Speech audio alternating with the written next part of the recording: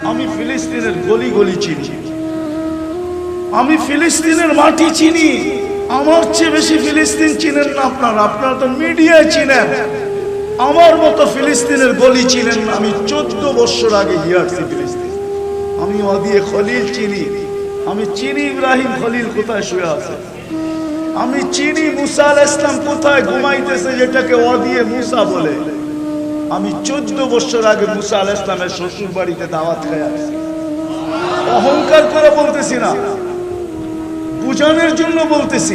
আমি চিনি ফিলিস্তিনের জমিন কোন জমিন, যেখানে এখনো 70 জন নবী ঘুমায় আছে, যেটাকে দিয়ারুল আম্বিয়া বলে, নবীদের দেশ বলে, নবীদের দেশ। ওলামা কিতাব উঠাকার পড়া দেখো, ফিলিস্তিনকে বলে দিয়ারুল আম্বিয়া, নবীদের দেশ হলো ফিলিস্তিন। যেখানে আল্লাহ রসুলকে জন্য, মুহাম্মদুর রাসূলুল্লাহর জন্য 1.25 লক্ষ নবীদেরকে আল্লাহ একত্রিত করছিলেন। আমাদের নবীজি যেখানে ইমামত করছেন, ওনাদের সামনে বক্তৃতা দিছেন, ওইখান থেকে আরশের টেকআপ করছেন। মেরাজে গেছেন, ওই জমিন 40,000 এই পর্যন্ত মারা গেছে। দুনিয়ার সবচেয়ে বেশি আবাবিলের বসবাস ফিলিস্তিনে। দুনিয়ায় যত আবাবিল আছে এর চেয়ে বেশি আবাবিল আছে ফিলিস্তিনে। বিশ্বাস হয় না? না মনে হয় বুজুর্গ হবে না, আমি তো দেখে আসছি চোখে। ফিলিস্তিনে কিন্তু আবাবিলকে আল্লাহ হুকুম দেন না, তো দেন না কেন? আবাবিলকে হুকুম দিলেই তো পারেন। আল্লাহ তো দৃষ্টান্ত দুনিয়াতে দেখাইছেন। কাসফিম মাকুল, হাতির উপরে মারতে দেরি, পাউডার হইতে দেরি হয় না। পাথর তো কয়েক টন ওজন ছিল না। হুজুররা বলুক না কতটুকু পাথরের ওজন ছিল। একটা মটর ডাইলের সমান পাথর ছিল। বুট ডাইল আছে না, বুট, একটা বুটের চেয়ে ছোট পাথর ছিল। মারতে দেরি, হাতি পাউডার হইতে দেরি হয় না, পাউডার। ওই আবাবিল তো এখনো রাখা আছে, কিন্তু পাঠান তো না, পাঠান তো না, পাঠান না কেন? দোয়া তো আমরা করি। গত রমজানে আমি ভাবতেছিলাম, গত রমজানের আগেই তো যুদ্ধ শুরু হয়েছে, ঠিক না? গত রমজানে আমি ভাবতেছিলাম মনে হয় এইবার 2 ঈদ হবে, একটা ফিলিস্তিনের স্বাধীনতার ঈদ আর একটা আমাদের রোজার ঈদ। আপনি বলবেন কেন? কেননা 2 হেরেমে যে কান্না দেখছি আমি, কান্না আমার জীবনে এরকম চোখের পানি আমি 2 হেরেমে দেখি না। একদিকে তো ইমাম কাঁদতেছে, বেতের নামাজের ভিতরে যখন দোয়ায় কুনুত পড়ে, কুনুতে নাজেলা পড়ে, তখন যে কাঁদতেছিল, আরেক দিকে মুসল্লি কাঁদতেছে। মনে হয় যে একাকার মাটিতে পানির স্রোত চলতেছে, সেজদায় যায় হিচকি মেরা কাঁদতেছে। আমি ধারণা করতেছিলাম যে এবার 2 ঈদ হবে, কিন্তু ওই ঈদও গেছে, কোরবানি ঈদও গেছে। 1 বছর পার হয়ে আরেক বছর আসার বিলকুল দ্বার প্রান্তে চলে আসছে। আজ পর্যন্ত আমাদের চোখের পানি কবুল হওয়ার সারা দুনিয়ার মুসলমান কাঁদতেছে, ওলামা কাঁদতেছে, ফজালা কাঁদতেছে, আল্লাহওয়ালারা কাঁদতেছে। মা বোনরা যখন মিডিয়ায় দেখে, হয়তো পাওয়া যাবে এই গ্রামে কোনো মা বোনও পাওয়া যাবে, সে যখন ফিলিস্তিনের চিত্রগুলা মিডিয়ায় দেখে, কেননা মা বোনদের চোখের পানি অনেক কাছে, দিল বড় নরম, পাওয়া যাবে এই গ্রামে বহুত মা ওই চিত্র দেখে কাঁদে। কসম খোদা, 5 তারিখে আমি ছিলাম না, আমি জুলাইয়ের 18 তারিখে বাংলাদেশ থেকে গেছি। আমি প্রথম গেছি লন্ডন, ইংল্যান্ড আমার সফর ছিল। 5 তারিখ ওই দিন আমি সকালবেলা ফজরের পরে আমার ফ্লাইট ছিল কানাডায়। আমি প্লেনে ছিলাম, 8 ঘন্টার ফ্লাইট ছিল। 5 তারিখে নামার পরে আমি দেশের অবস্থার খবর পাইছি। কিন্তু এখন যখন আমি চিত্রগুলা দেখি, আজ পর্যন্ত একটা চিত্র আমি 10 সেকেন্ড দেখতে পারি না, আমার ভিতরে সয় না। চিত্রগুলা দেখলেই, গুলিগুলা দেখলেই, লাশগুলা দেখলেই, রক্তগুলা দেখলে আমি মানুষ হিসাবে বলি, কসম খোদার আমি চিত্র দেখতে পারি না। ওইখানেও দেখতে পারতাম না, ওইখানে তো মিডিয়া ছিল চালু, কিন্তু দেখতে গেলেই আমার ভিতর থেকে ফাইটা আসে। কেননা বাচ্চা কাচ্চা সব রেখা চলে গেছে, আমার সফর ছিল। তো আজকে ফিলিস্তিনের চিত্র দেখলো আমাদের চোখে পানি আসে। উপর থেকে কবুল হয় না কেন? আল্লাহকে যদি প্রশ্ন করি, আল্লাহ আপনার বন্ধুর সাথে তো আপনার অঙ্গীকার ছিল, আপনি তো মৃত্যুর সময় যখন আল্লাহর রাসূল কাঁদতেছিলেন, মুহাম্মদুর রাসূলুল্লাহ সাল্লাল্লাহু আলাইহি ওয়াসাল্লাম যখন কাঁদতেছিলেন, তো জিবরিল জিজ্ঞাসা করছে কাঁদেন কেন? এখন তো আল্লাহর সান্নিধ্যে চলে যাবেন। তো বলছে জিবরিল ফামান লিবাদি লিউম্মতি, আমার পরে আমার উম্মতকে কে দেখা রাখবে? লানত আমাদের জিন্দেগির উপরে। ও যুবক, তুমি চুল কাটো ওদের স্টাইলে, যারা 24 ঘন্টা তোমাকে দুনিয়ার থেকে মিটায় দেওয়ার জন্য চেষ্টা করতেছে, ওদের স্টাইলে তুমি চুল কাটো, একটু লজ্জা হয় না? বুঝলাম তুমি ওদের রূপে রূপান্তরিত হওয়ার কারণে আমাদের মা বোনরা, আমাদের যুবতীরা, আমাদের যুবকরা, আমাদের শিক্ষিতরা, আমাদের ধনাঢ্যরা, আমাদের সমাজের সুশীল সমাজরা, ওরা ওদের সাজে সাজে। বুঝলাম ওদের সাজে সাজার কারণে যদি আমাদের ছেলেরা ইউরোপ এমবেসিতে দাঁড়াইলে 1 টাকা ছাড়া যদি ভিসা পাইতো, ইউরোপ যাইতে হইলে তো 30-40 লাখ টাকা দিতে হয়, আমেরিকা যেতে হলে তো 50 লাখ দিতে হয়। কত ছেলেরই তো কবর হয়ে গেল, লিবিয়ার থেকে ইটালিতে যাওয়ার পথে সমুদ্রের ভিতরে কবর হয়ে গেল। আজকেও জানাজা হয়েছে একটা আপনার এলাকায়, তোমাদের একটু লজ্জা করে না? তোমরা ওই রাসূল যে তোমাদের জন্য আমাদের জন্য মরার সময় চোখের পানি জড়াইতেছে, অথচ যার 9 ফ্যামিলির ভিতরে বাতি জ্বালানোর মতো তেল ছিল না ওই দিন। রাসূলুল্লাহ সাল্লাল্লাহু আলাইহি ওয়াসাল্লাম ক্ষুধা নিয়ে দুনিয়ার থেকে যাইতেছেন, কয়েক ওয়াক্তের ক্ষুধার্ত ছিল। আম্মা জানরা বলতেছিল বাতি জ্বালানোর তেল নাই, খাওয়া তো দূরের কথা, খেজুরের বিচি পর্যন্ত ঘরে নাই যে চাবায়া পানি খাবো। যদি ঘরে বাতি জ্বালানোর মতো তেল থাকতো তাহলে আগে তেল পান করে খিদা নিবারণ করতাম। হাসান হোসেন ক্ষুধার্ত ছিল, আলী ফাতেমা ক্ষুধার্ত ছিল, কিন্তু তোমার আমার জন্য চোখের পানি ঝরাইতেছে, এখনো কবরে জড়াইতেছে, এখনো কবরে জড়াইতেছে। কবর থেকে যখন উঠবেন, আবুল সামরকান্দি রহমতুল্লাহ আলাইহি বলেন, কবর থেকে যখন উঠবে ওহুয়া ইয়াবকি ওয়া ইয়াকুল, চোখে পানি নিয়ে উঠবে আর বলতে বলতে উঠবেন, জিবরিল ময়দান তো খালি, ডাইনে দেখলে খালি দেখি, বামে দেখলে খালি দেখি, সামনে দেখলে খালি দেখি, পিছে দেখলে খালি দেখি, আমার উম্মত কই? উম্মত কোথায় গেল? জিবরিল সান্ত্বনা দিবে, আপনি ব্যতীত কেউ উঠে নাই, না কোনো নবী, না কোনো রাসূল, না কোনো উম্মত, না আপনার উম্মত। আপনাকে প্রথমে উঠানো হয়েছে, শান্ত হন, নিয়ে যাবে মাকামে মাহমুদে, কিন্তু ওই চেয়ারের পাশে তো দাঁড়ায় থাকবে, হাত রেখা বসবে না। অথচ আমার সমাজে তো একটা ইউনিয়ন পরিষদের চেয়ার পাওয়ার জন্য মরতে রাজি, মারতে রাজি, মাকে মার কুল খালি করতে রাজি, তাজা রক্ত ঢালতে রাজি, নববধূকে বিধবা করতে রাজি, ছোট ছোট বাচ্চাদেরকে এতিম করতে রাজি। কি রাখা আছে একটা ইউনিয়ন পরিষদের চেয়ারের ভিতরে? আমাদের নবী তো আমাদের নবীজি তো মাকামে মাহমুদ পাবে। যে দুটা চেয়ার আল্লাহ নিজে বানাইছেন, একটা নিজের জন্য কুরসি আর একটা বন্ধুর জন্য মাকামে মাহমুদ। বসবে তো না, ওলামা বলুক বসবে, হাত দিয়ে দাঁড়ায় থাকবে, আল্লাহ জিজ্ঞেস করবে কেন বসবেন না? একটু পয়সা দেখেন না চেয়ারটা কেমন? বলছে আমি বসলাম, চেয়ার যদি আমাকে উড়ায় জান্নাতে নিয়ে গেল তাহলে আমার উম্মতকে দেখবে কে? বসবো না। দ্বিতীয় যুক্তি, আমি উম্মতকে অঙ্গীকার দিয়ে আসছি, আমি হাউজে কাউসারে অপেক্ষা করব, উম্মত যেন আমার অপেক্ষা না করতে হয়, হাউজে কাউসারের কাছে আমি ছুটে যাব। আমি উম্মতকে বইলা আসছি মাউইদুকুমুল হাউজ, আমি তোমাদের জন্য হাউজে কাউসারে অপেক্ষা করব। পিপাসিত উম্মত আসবে আর আমি আসতে দেরি, নিজের হাতে পানি পান করাইতে দেরি করব না। ও যুবক, এই কথা বইলা তোমাকে পান করাবে, বলবে পেয়ালা নিয়া ঠোঁটে লাগায় বলবে ইশরাব লা তাজমান বাদাহা আবাদা, পান কর যত মনে চায়, পিপাসা আর কোনোদিন তোকে বিরক্ত করবে না। দ্বিতীয়, আমি ছুটবো মিজানের কাছে, যদি পাল্লা না ঝুঁকে আমার উম্মতের, তো আমি ওইখানে হাত উঠায় দিব, কেননা আপনার প্রতিশ্রুতি সালতুতা, আমি চাইলে নাকি দিবেন, শাফি তুশাফা, আমি সুপারিশ করলে নাকি মঞ্জুর করবেন। আপনি আমাকে অঙ্গীকার দিয়েছেন দুনিয়াতে থাকা অবস্থায়, লা ইউখজিকা ফি উম্মতিক, আপনার উম্মতের ব্যাপারে আমি আপনাকে লজ্জিত করব না।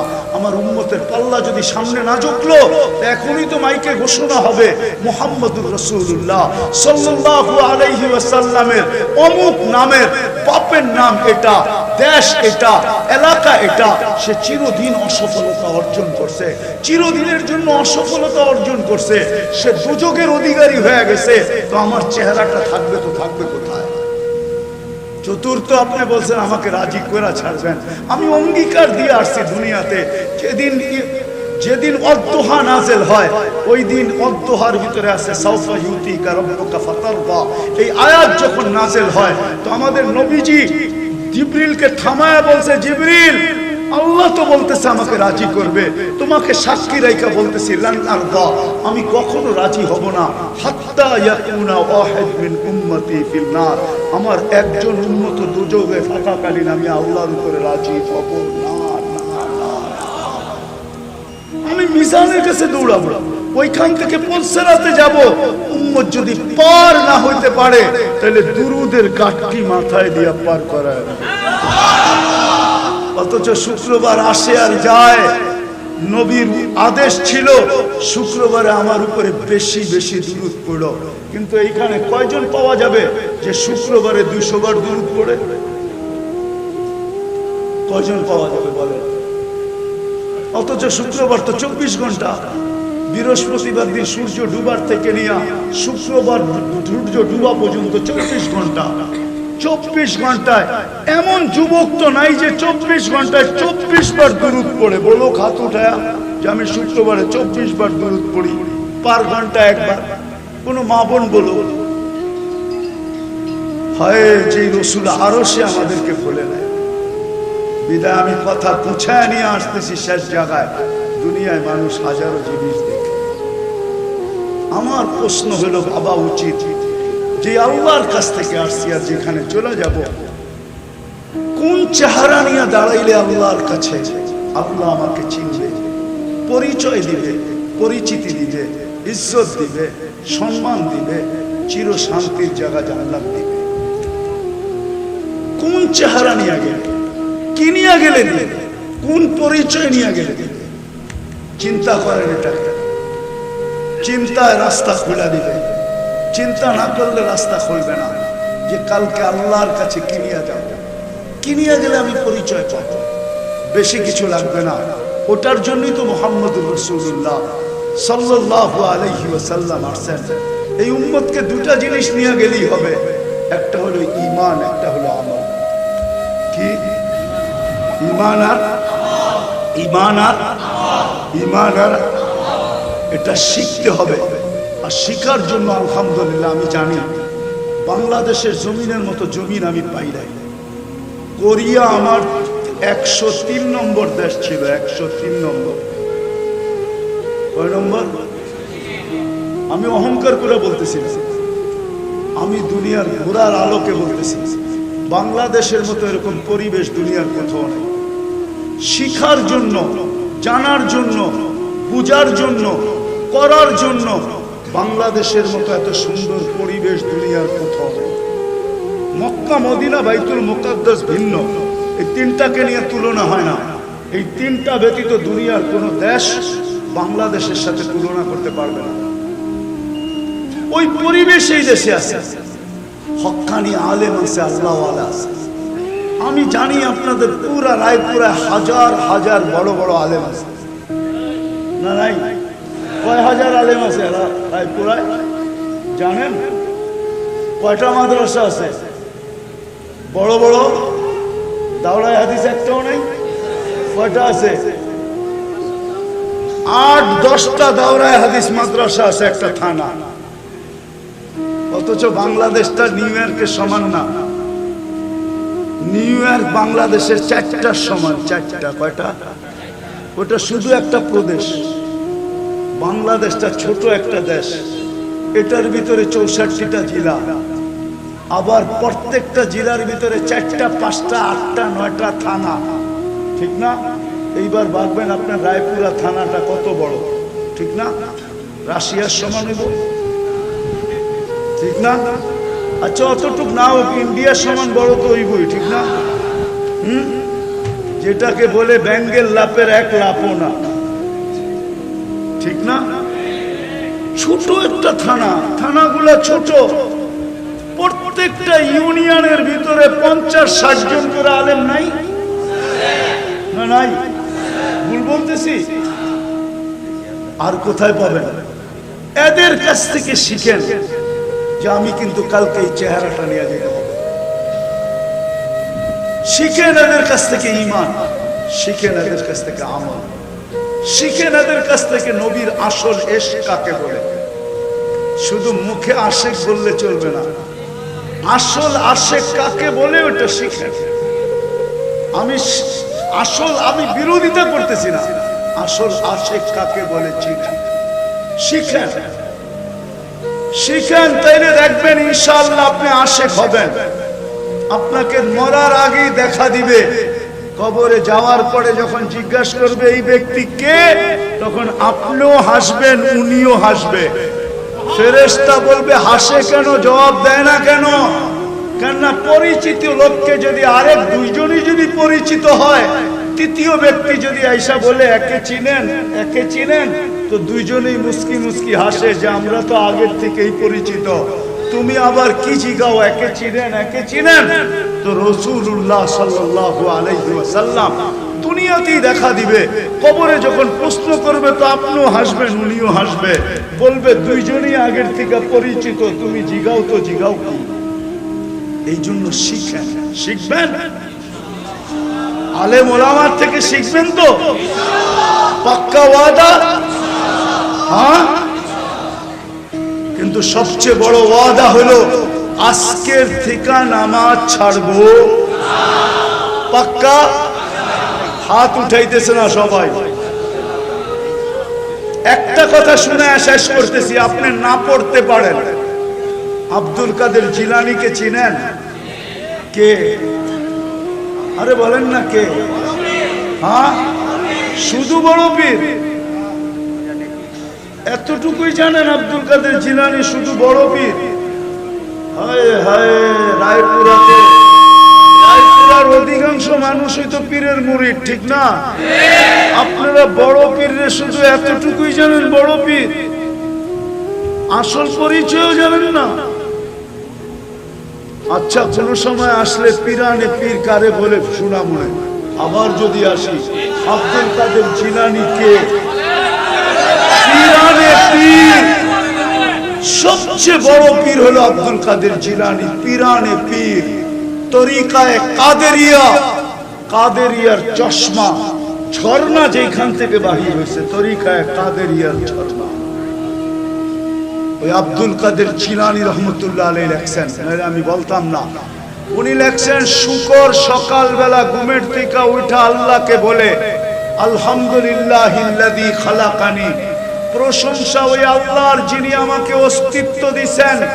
আবতারা খালকি, সৃষ্টির ভিতরে সবচেয়ে নিকৃষ্ট কুড়া, তারপরও তো অস্তিত্ব দিয়েছেন। তারপরে সে একটা অনুরোধ করে বলে আল্লাহ কাইলা ইয়াকা আউয়ালা নাযরিন আলা মান লা ইউসাল্লি, আমি এখনই চক্ষু খুলবো, আমার প্রথম দৃষ্টিটা যেন কোনো বেনমাজির উপরে না পড়ে, কাফেরের উপরে পড়ে পড়ুক, মুশরিকের উপরে পড়ে পড়ুক, ইহুদির উপরে পড়ে পড়ুক, খ্রিস্টানের উপরে পড়ে পড়ুক, কিন্তু কোনো বেনমাজি মুসলমানের উপরে যেন না পড়ে। কেন আল্লাহ 5 বেলা ডাকে কাকে? কাকে ডাকে? কাকে ডাকে? তাইলে যে মুসলমান আল্লাহর ডাকে সাড়া দিল না, ও শুকরের চোখে শুকরের কাছে এতটুকু ঘৃণিত। বিধায় আপনি না পড়তে পারেন, আমার কোনো আপত্তি নেই, কিন্তু এটা মনে রাখবেন শুকরের চোখে আপনি এতটুকু নিকৃষ্ট। এই জন্য অঙ্গীকার করি আজকের থেকে নামাজ ছাড়বো। পাক্কা ওয়াদা? যুবকরা কি বলে? পাক্কা? বিলকুল। আল্লাহ আমাদেরকে আমল করার তৌফিক দান করেন। ওমা আলাইনা ইল্লাল বালাগ।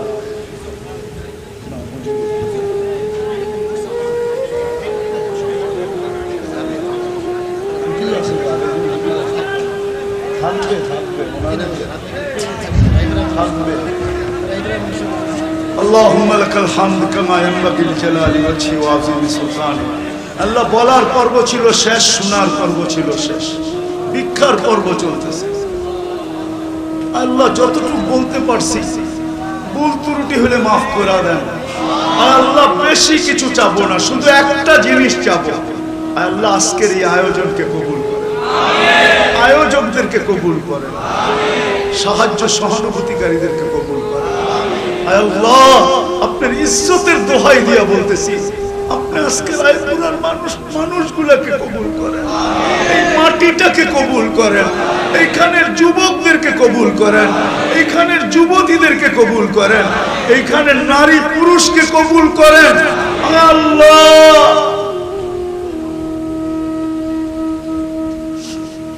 দুনিয়াতে শত পরিবেশ দেখছি আমি, আল্লাহ ওই পরিবেশের গুলার মতো রায়পুরার পরিবেশটা বানায় দেন। এইখানে কোনো বেনমাজি থাকবে না, এরকম পরিবেশ বানায় দেন। আজকে কমসে কম দিয়া দেন, আজকে কমসে কম দিয়া দেন, আমাদের ক্লান্তির কারণে দিয়া দেন। আল্লাহ যার হাত পছন্দ হয় তার হাতের উসিলায় দিয়া দেন, সাদা দাড়িয়ালাদের উসিলায় দিয়া দেন, আল্লাহ যুবকদের উসিলায় দিয়া দেন, এই জনগোষ্ঠীর উসিলায় দিয়া দেন। অন্তরালে মা বোনরা হাত উঠায় বসে আছে, এদের উসিলায় আল্লাহ রায়পুরের মানুষগুলাকে কবুল করেন, এই মাটিটাকে কবুল করেন, এর যুবক যুবতীদেরকে কবুল করেন, এর নারী পুরুষকে কবুল করেন। হায় আল্লাহ এখানে একজনও যেন বেনমাজি না থাকে, একজনও যেন বেদিন না থাকে, সবাই যেন দিনদার হয়ে যায়, সবাই যেন আল্লাহকে মাননেওয়ালা হয়ে যায়। এই মাহফিল দ্বারা আজকে হেদায়েতের হাওয়া পুরা রায়পুরের ভিতরে ছড়ায় দেন, কমসে কম রায়পুরের ভিতরে ছড়ায় দেন। আজকে যদি এটা কবুল হয়ে থাকে, এর উসিলায় এই এলাকার মাটির নিচে যারা শায়িত আছে সবাইকে মাফ করা দেন।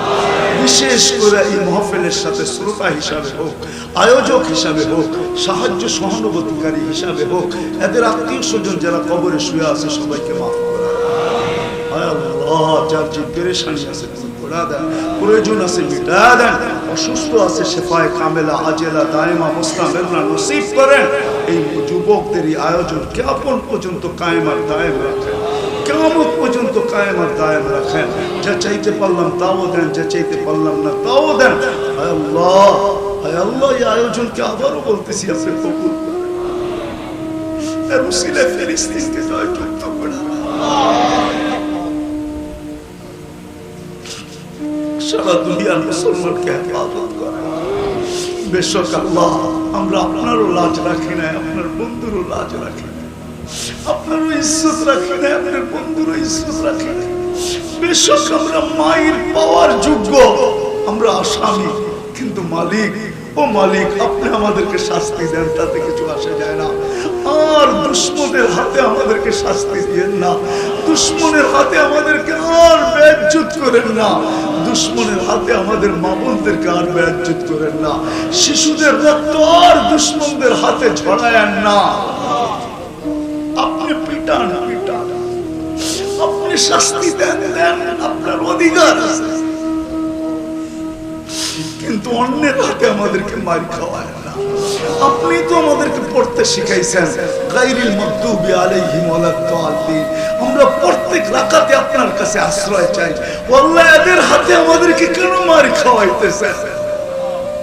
স্বীকার তো করলাম আমরা আপনার ইজ্জত রাখি নাই, আপনার হাবিবের ইজ্জত রাখি নাই, লাজ রাখি নাই, আপনাকে মানি না, আমরা মানতে পারতেছি না, আপনার হাবিবকে মানি না আমরা।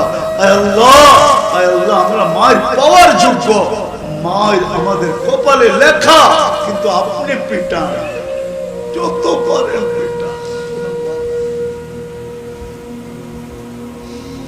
অন্যের হাতে আমাদেরকে মার খাওয়ায় না। আল্লাহ যা চাইলাম তাও দেন, যা চাইতে পারলাম না তাও দেন। সাল্লাল্লাহু তাআলা আলা খায়রি খালকি মুহাম্মদ ওয়া আলিহি ওয়া সাহবিহি আজমাইন বিরহমাতিকা ইয়া আরহামার রাহিমিন। দয়া করে মেহেরবানি করে মুসাফা না করুন। বিষয়